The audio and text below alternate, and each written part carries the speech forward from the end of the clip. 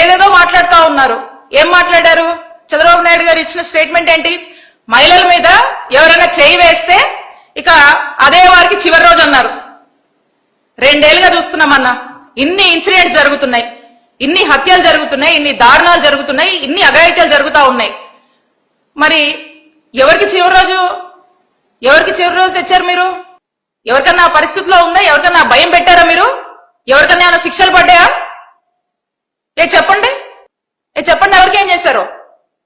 ఈరోజు అలాంటివి ఏమీ కూడా లేదు. మాటలు, డైలాగులు, సినిమా టైటిల్ ని కూడా మించిపోతా ఉంటాయి మీ డైలాగులు. మరి ఈ రోజు ఉన్నటువంటి పరిస్థితి అది. మరి ఏది కూడా ఎక్కడ ఏది కంట్రోల్ చేయరు. అలాగే ఎలక్షన్ ముందు వీళ్ళు ఏం మాట్లాడారు? మా నాయకుడు జగన్మోహన్ రెడ్డి గారి ఇమేజ్ దెబ్బతీయడానికి, మా జగనన్న ప్రభుత్వం మీద బురద జల్లడానికి ఏం మాట్లాడారండి? డిప్యూటీ సీఎం గారితో ఏం మాట్లాడిచ్చారు?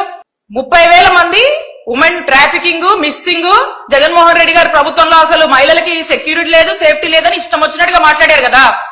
ఆ టైంలో మా ప్రభుత్వాన్ని డిఫేమ్ చేయడానికి ఇదో స్క్రిప్ట్ మీరు మాట్లాడారు.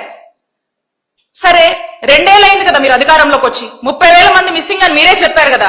ఈ 2 ఏళ్లలో ఈ 30,000 మందిలో ఎంతమందిని మీరు ట్రేస్ చేశారు?